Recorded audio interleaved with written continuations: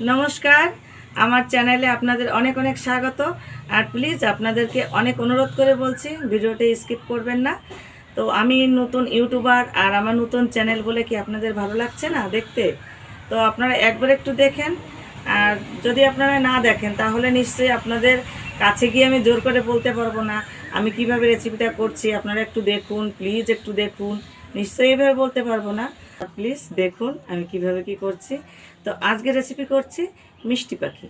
তো কিভাবে করছি আপনারা তাহলে দেখতে থাকুন আর আমার সঙ্গে থাকুন।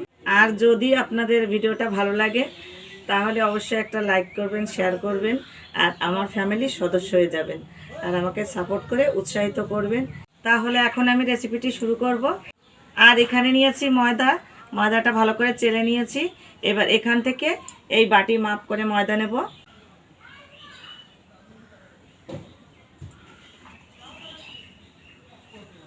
তো আমি এই বাটির 2 বাটি নিলাম। এখানে 1 প্যাকেট আমল দুধ নিয়েছি, সম্পূর্ণটা নিয়ে নেব। তো এখান থেকে আমি চিনির পাউডার অর্ধেকটা দিয়ে দেব।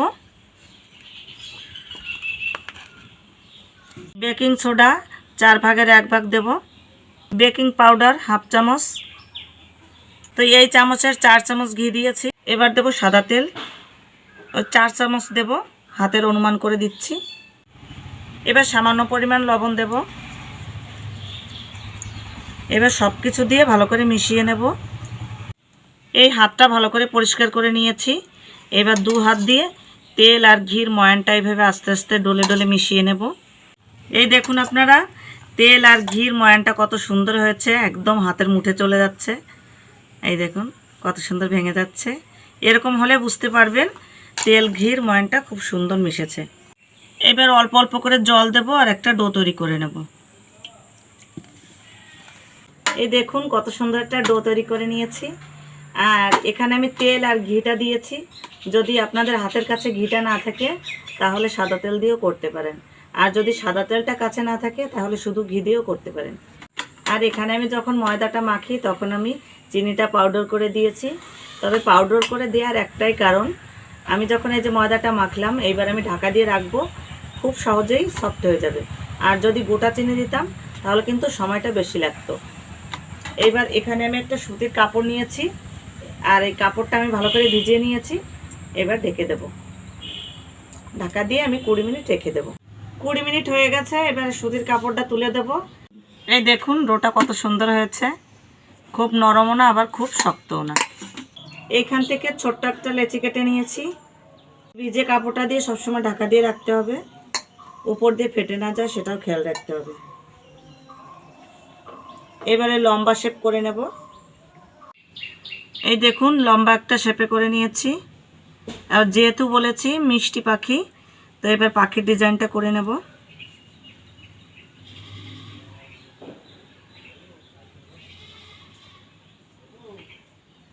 পেছন সাইডটা চামচ দিয়ে একটু চেপে নেব। এবার কাঁটা চামচ দিয়ে এভাবে একটু চেপে নেব।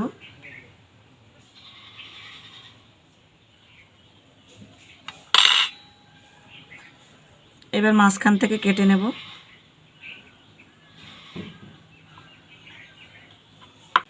পাখি লেজটা হয়ে গেল। এবার মাথাটা করে নেব।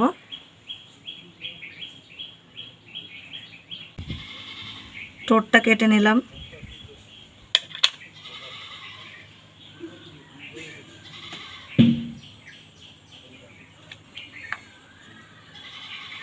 দুটো গোলমরিচ নিয়েছি, এবার চোখটা দিয়ে দেব।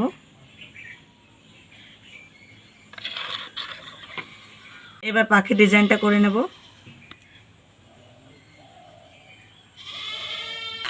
দেখুন ডিজাইনটা করার পরে কত সুন্দর লাগছে।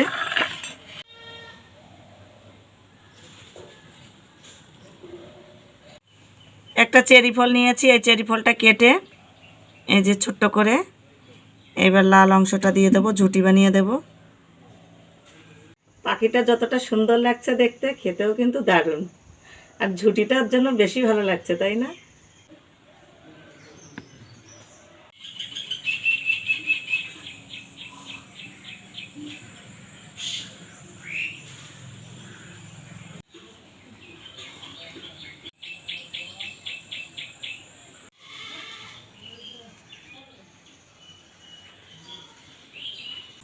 উনুনটা ধরিয়ে দিয়েছি, এবার কড়াইটা বসিয়ে দেবো। কড়াইটা গরম হয়ে গেছে, এবার তেলটা দিয়ে দেবো। তেলটা গরম হয়ে গেছে, এবার এক এক করে ভেজে নেব।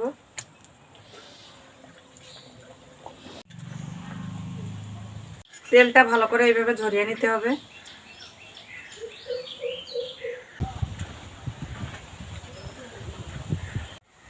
উপর দিয়ে এইভাবে আস্তে আস্তে গরম তেলটা দিয়ে দেবো, তাহলে একদম ঠিকঠাক ভাজা হয়ে যাবে। এইভাবে এক এক করে সব ভেজে নেব। তো মিষ্টি পাখিগুলো আমার তৈরি হয়ে গেছে। আপনারা তো দেখলেন কতটা সহজভাবে করলাম।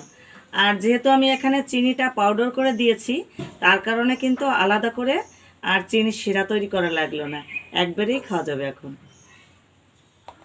এবার এখান থেকে একটা তুলে নেব। এই দেখুন কত সুন্দর লাগছে।